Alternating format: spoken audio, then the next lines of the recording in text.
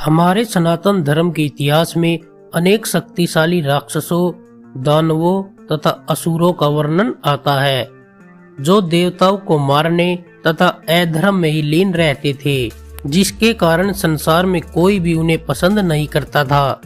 परंतु उन्हीं में से कुछ ऐसे राक्षस तथा असुर भी थे जो अपने ही जाति तथा कुल के विरुद्ध जाकर धर्म के साथ खड़े हो गए। वे राक्षस कौन थे तथा उनके धर्म का साथ देने पर परिणाम क्या हुआ, ये सब हम आपको आगे वीडियो में बताने वाले हैं। उससे पहले यदि आपने अभी तक हमारे चैनल को सब्सक्राइब नहीं किया है तो कृपया करके चैनल को सब्सक्राइब जरूर कर ले और साथ ही बेल आइकन दबा दे, क्योंकि हमारे आने वाली सभी वीडियो का नोटिफिकेशन आपको सबसे पहले मिलता रहे। तो दोस्तों, सबसे पहला राक्षस जिसने धर्म का साथ दिया था वो है घटोत्कच। जब पांडव लाक्षा ग्रह से अपनी जान बचाकर वन में पहुंचे तो उस वन में हिडिंब नाम के राक्षस ने अपनी बहन हिडिंबा को पांडवों का वध करने के लिए भेजा था, लेकिन राक्षसी हिडिंबा भीम को देखते ही उन पर मोहित हो गई थी। हिडिंब के मरने के बाद हिडिंबा ने भीम से शादी की तथा एक महान बलवान पुत्र को जन्म दिया। वह तन तथा बल में सब राक्षसों से बड़ा तथा बलवान था। माता हिडिंबा ने ही उसे सारे अस्त्र शस्त्रों को प्राप्त करने के लिए तप करने के लिए कहा था, जिसके कारण घटोत्कच सभी अस्त्रों तथा शस्त्रों को अपने अंदर समाये हुए था। कुरुक्षेत्र युद्ध में वह पांडवों की तरफ से लड़ा था तथा कर्ण द्वारा अर्जुन के लिए बचाकर रखा गया शक्ति अस्त्र अपने ऊपर चलाने के लिए विवश किया, जिससे अर्जुन के प्राण तो सुरक्षित हो गए, लेकिन घटोत्कच वीरगति को प्राप्त हुआ। दूसरे नंबर पर है विभीषण।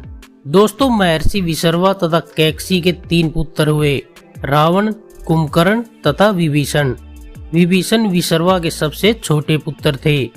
बचपन से ही इनकी धर्म आचरण में रुचि थी। ये भगवान के परम भक्त थे। तीनों भाइयों ने काफी वर्षों तक ब्रह्मा जी की कठोर तपस्या की।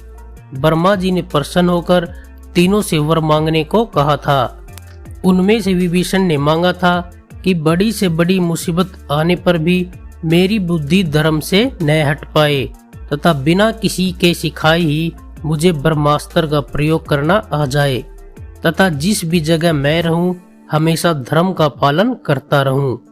तब ब्रह्मा जी ने उनको बोला, तुम जैसा चाहते हो वैसा ही होगा। राक्षस कुल में पैदा होकर भी तुम धर्म के साथ खड़े हो।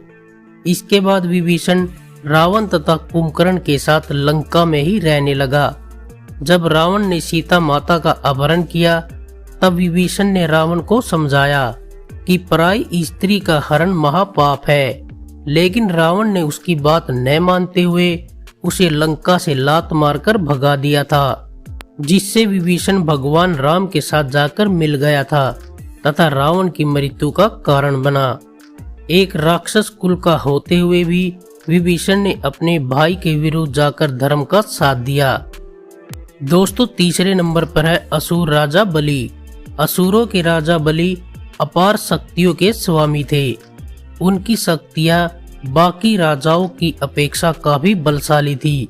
असुर होते हुए भी राजा बलि धर्म, दान, पुण्य करने में कभी भी पीछे नहीं हटते थे। एक बार राजा बलि दैत्यों के गुरु शुक्राचार्य के साथ मिलकर एक बहुत बड़ा यज्ञ कर रहे थे। इस यज्ञ से राजा बलि को असीम शक्तियां प्राप्त होने वाली थी। सभी देवता राजा बलि के इस यज्ञ से चिंतित थे, क्योंकि उन्हें लगा कि जब राजा बलि सभी शक्तियों को प्राप्त कर लेंगे तब वह निश्चित ही देवताओं पर विजय प्राप्त करने जरूर आएंगे। अगर वो नहीं भी आए तो दैत्य गुरु शुक्राचार्य उन्हें ऐसा करने के लिए जरूर आदेश देंगे। तब भगवान विष्णु के अवतार वामन ब्राह्मण वेश में वहां दान लेने पहुंचे। उन्हें देखते ही गुरु शुक्राचार्य उन्हें तुरंत पहचान गए कि ये तो भगवान विष्णु है। उन्होंने तुरंत राजा बलि से कहा कि वे भगवान विष्णु है, मुझसे पूछे बिना उन्हें कोई भी वस्तु दान नहीं करना। परंतु राजा बलि ने उन्हें ऐसा करने से मना कर दिया तथा कहा, बेशक वे भगवान विष्णु हो, लेकिन अभी वे केवल एक ब्राह्मण है और ब्राह्मण मेरे द्वार से कभी खाली हाथ नहीं लौट सकता। तब गुरु शुक्राचार्य ने उन्हें इसका अंजाम भुगतने की धमकी दे डाली। इसके बाद भी राजा बलि ने वामन से कहा कि हे ब्राह्मण, बताइए आपको क्या चाहिए। तब वामन बने भगवान विष्णु ने कहा कि मुझे बस 3 पग भूमि चाहिए। ये सुनकर राजा बलि हंसते हुए बोला, बस इतना ही? ठीक है, ले लो। तब ब्राह्मण वेश में भगवान विष्णु ने अपना विराट रूप दिखा दिया तथा एक पग में धरती तथा दूसरे पग में आकाश लोक माप लिए। तब उन्होंने राजा बलि से कहा कि अब तीसरा पग कहाँ रखूं? कोई जगह बची ही नहीं। तब राजा बलि ने हंसते हुए कहा कि आप तीसरा पैर मेरे सिर पर रखिए, क्योंकि इस संसार में केवल मेरा शरीर ही मेरा है। तब भगवान विष्णु ने तीसरा पैर उसके सिर पर रख दिया तथा उन्हें सूतल लोक में जाने का आशीर्वाद दिया। तो दोस्तों, आज की वीडियो में बस इतना ही। आशा करता हूँ कि ये वीडियो आपको पसंद आई होगी, और अगर वीडियो पसंद आई हो तो वीडियो को लाइक, शेयर और चैनल को सब्सक्राइब जरूर कर दे।